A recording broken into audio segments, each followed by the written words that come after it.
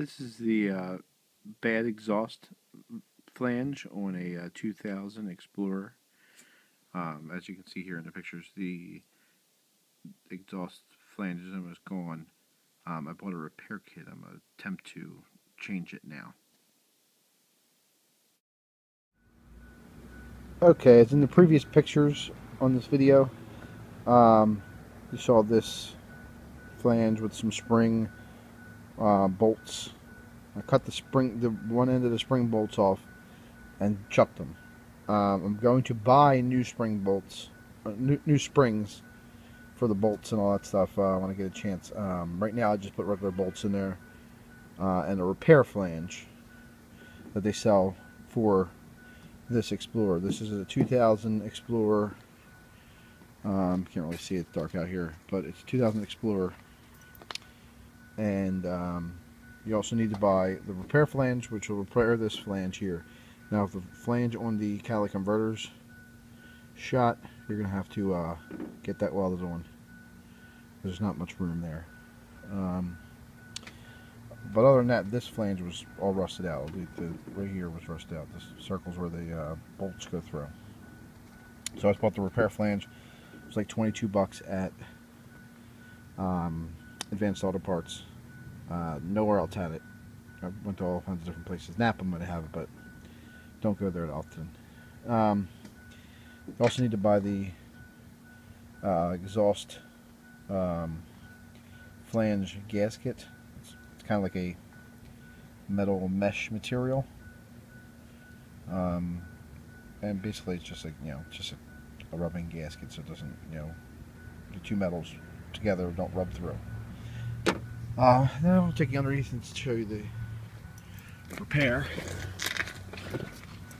Alright.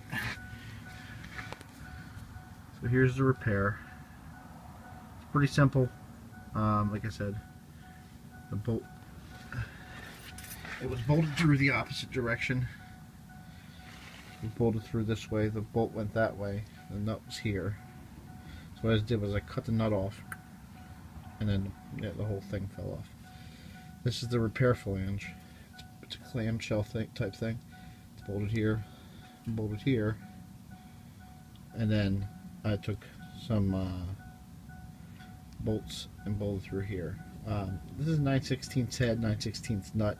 I forget what size bolt that is. I think it's a 3/8 bolt itself. I put some flat washers on either side, and like I said, there's no spring in here right now. I'm going to buy new springs. I just can't. I couldn't find them in time, and I needed to drive this vehicle. It was super loud before that, but other than that, it should be good. Now the only downside is it was a pain in the ass to get the nut, to cut them bolts off. Sawzall, I wouldn't recommend it. It shakes everything too much. I recommend a grinder or a cut-off tool. That's what I used.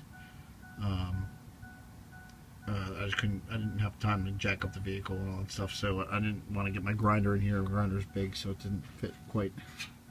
So I used my air cut-off tool.